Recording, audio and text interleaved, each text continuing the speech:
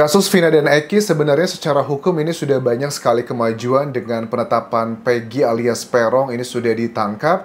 Tetapi jujur ada satu hal yang juga cukup unik ya dalam peristiwa ini. Misalnya adalah pada saat Ibtu Rudiana yang merupakan ayah dari korban Eki ya. Ini kan termasuk yang masih menjadi pro kontra di masyarakat. Ada yang bilang bahwa apakah Eki putranya merupakan target dari orang-orang yang mau balas dendam ke Ibtu Rudiana karena dulu pada saat di tahun kejadian 2016 beliau itu tugasnya adalah di bagian narkoba dan nggak jauh sebelum peristiwa tersebut ada penangkapan gembong narkoba yang juga dugaannya mereka balas dendam. Apakah mengarah ke sana juga? Tapi hari ini aku lihat ada media dari TV One berusaha menemui dari Ibtu Rudiana dan ada beberapa poin yang menarik untuk kita bahas. Selain itu juga akan aku bahas terkait dengan kejanggalan dari Peggy beserta bapaknya yang di Bandung. Ada sebuah hal yang dilakukan mereka tidak lazim gitu. Ada hal yang mengarah bahwa identitasnya disembunyikan untuk Peggy ini.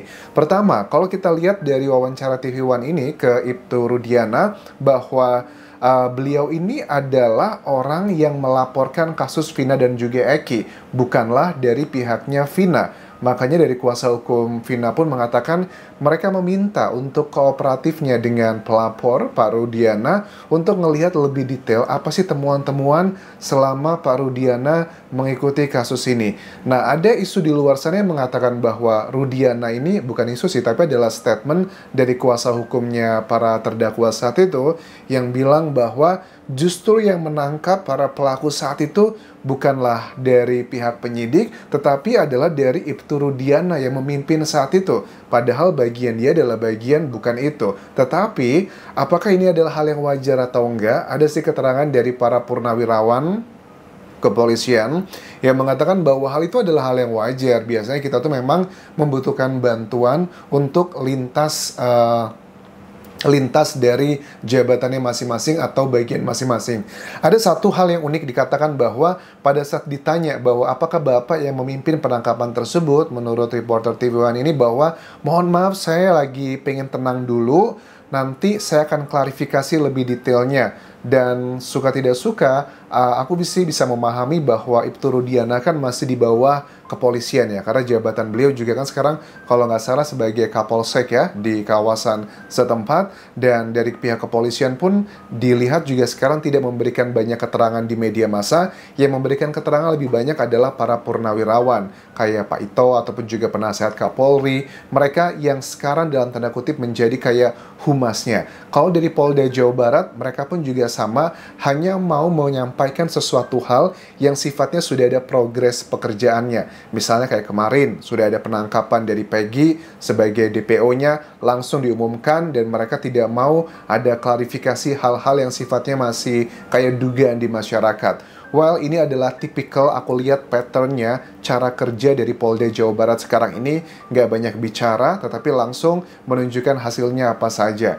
Nah, kemudian ada juga satu hal yang janggal dalam keterangannya Dudi Suhendar, pemilik kontrakan Peggy yang di Bandung. Janggalnya adalah, kenapa sih Pak Rudi yang bapaknya Peggy ya, sama namanya Rudi nih. Kalau bapaknya Eki korban namanya Rudiana, kalau bapaknya Peggy yang menjadi tersangka sekarang namanya adalah Rudi, teman-teman. Dari Dudi Suhendar, pemilik kontrakan Peggy di Bandung dan juga bapaknya, karena mereka kontraknya itu sama di area yang sama tapi beda rumah. Nah, mereka ini menurut Pak Dudi mulai ngontrak tahun 2012. Awalnya bapaknya terlebih dulu, tapi sekitar akhir 2016, Peggy juga ngontrak di sini dan ngontraknya itu selama 5 tahun sampai tahun 2021. Tetapi di tahun kejadian itu kan tahun 2016 maksudku. Jadi selama kejadian tersebut berarti posisinya Peggy itu berada di kontrakan di sini. Nah, bukan berarti kalau dia tinggal di situ, karena jaraknya Bandung dan juga Cirebon kan juga tidak jauh-jauh amat. paling hanya 3 jam lah dengan kendaraan umum. Jadi sangat mungkin Peggy bisa bolak-balik ke Cirebon.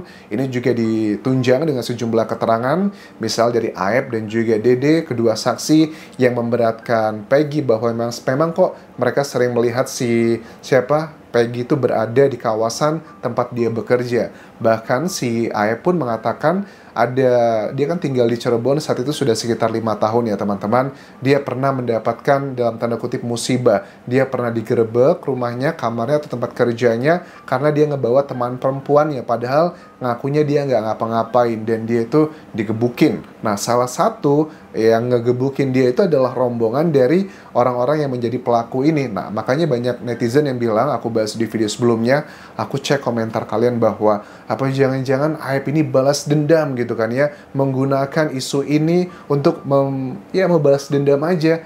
Ya tentunya nggak sekonyol itu sih, karena ini ada resiko konsekuensi hukum yang akan diterima oleh Aep ya. Kembali lagi mengenai keterangan dari Pak Dudi Suhendar, dia itu Peggy ya, pindah dari kontrakan ini itu kebetulan karena bertepatan dengan hajatan yang mau hajatan dengan saudaranya. Setelah itu dia nggak tahu ngontrak di mana. Tetapi baru 2 hari sebelum dia ditangkap ya, tepatnya di tanggal 19 Mei 2024, dia baru kembali ngontrak lagi di sini. Artinya baru 2 hari dia tinggal lagi di sini setelah 5 tahun, kemudian off, dan baru 19 Mei dia ngontrak lagi, dia langsung dilakukan penangkapan oleh Polda Jawa Barat. Penangkapannya bukan di kontrakannya.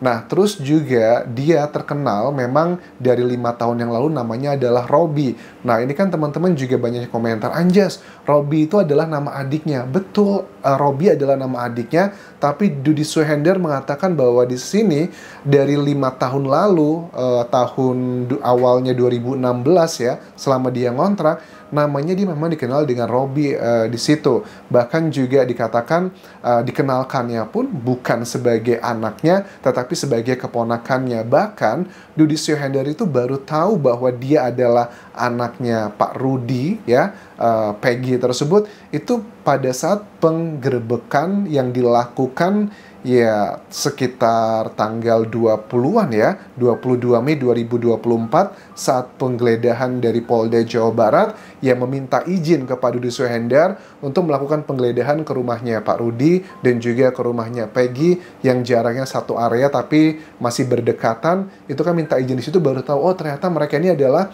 bapak dan juga anak. Ada klarifikasi dari kuasa hukumnya Peggy yang mengatakan bahwa kenapa dia berbohong mengatakan hal seperti itu, alasannya adalah karena masalah keluarga. Coba kita analisis, apa masalah keluarga tersebut? Apakah mungkin biar istrinya tidak marah? Bagi aku unik ya, kalau istrinya tidak marah biar anaknya tidak di sana, kayaknya cukup unik ya. Terlalu naif banget kalau itu ada alasannya, karena kan juga kita tahu si Robby, adiknya juga yang sudah berbicara di YouTube, salah satu YouTuber ya, itu juga mengatakan dia tinggal dan bekerja juga bareng sama kakaknya.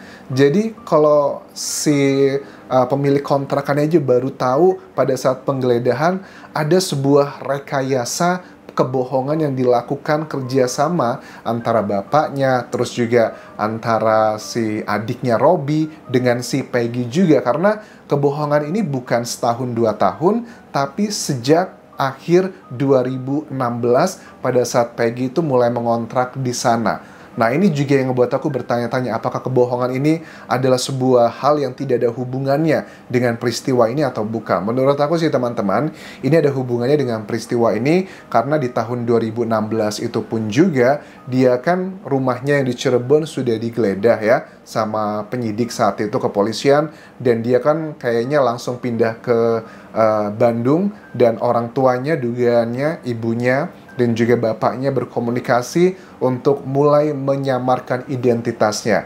Pertanyaan berikutnya adalah, apakah Pak Dudi Suhendar, pemilik kontrakan ini, punya KTP dari yang kontrak saat itu? Karena kan bisa aja Anjas itu cuma dirubah, cuma panggilan nama doang, tapi data-data dirinya kayak KTP atau mungkin surat-surat lainnya nggak ada perubahan. Ya mungkin aja, tapi sayangnya Pak Dudi Suhendar mengatakan bahwa saya sangat percaya dengan Pak Rudi, bapaknya dari Peggy ini, makanya saya tidak meminta KTP-nya. Waduh, tapi saya melaporkan ke RT setempat karena itu adalah SOP-nya mereka tinggal di sana. Kemudian pekerjaannya sebagai buruh bangunan apakah benar, dan diakui bahwa betul sejak akhir tahun 2016 memang Peggy itu yang dikenalnya sebagai Robby saat itu memang bekerjanya adalah sebagai kenek atau laden, bapaknya adalah sebagai pemborongnya, dan memang mereka tinggalnya itu deketan. Ini juga unik ya, kalau untuk awal-awal kayak 2016 kan ya, artinya kan ekonomi mereka kan bilangnya pas-pasan, ini versi mereka. Kenapa mereka nggak tinggal bareng aja untuk menghemat biaya, tapi malah mereka menyewa 2 rumah? Ya mungkin alasannya karena sempit, anjas, privacy, ya mungkin lah ya. Tetapi kan menunjukkan bahwa walaupun mereka berasal dari keluarga yang bukan kaya raya, tapi juga mereka masih punya kemampuan ya secara ekonomi untuk nyewa kontrakan 2 walaupun areanya berdekatan, bukan yang benar-benar sama sekali tidak ada penghasilan, karena mereka pun juga masih aktif bekerja. Terus penggeledahan di kamar tersebut pada tanggal 22 Mei 2024, apa saja yang dibawa oleh Polda Jawa Barat? Ada sejumlah barang bukti yang diambil, misalnya kayak helm, kayak baju, dan juga alat kosmetik.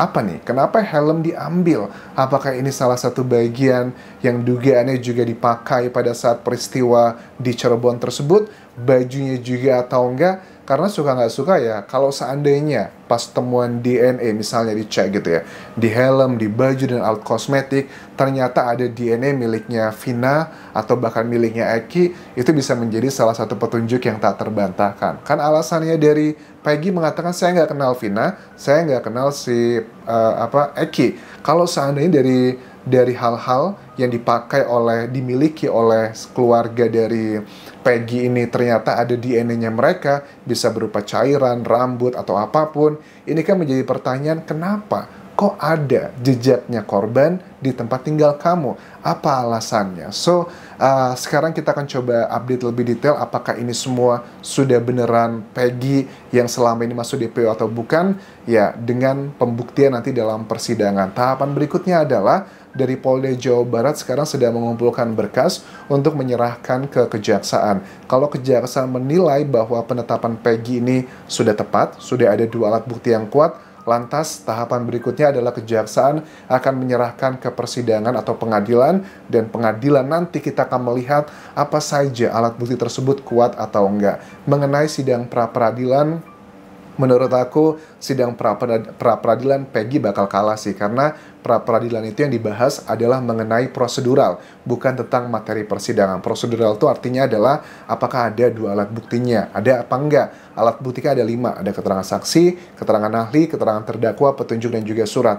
Kalau sudah ada 2 alat bukti jenis ini, ya udah, berarti memang dia layak menjadi tersangka. Tapi mengenai apakah alat bukti tersebut valid atau enggak, tentang materinya itu benar atau enggak, itu nanti dalam persidangan, bukan dalam sidang pra-peradilan. Sementara itu bisa ku update. Terima kasih sudah menonton. Sampai ketemu lagi di video berikutnya. Tinggalkan like dan juga komen. Subscribe channel YouTube ini. Follow Instagram, Facebook, dan juga akun TikTokku di Anjas Asmara. Sampai jumpa.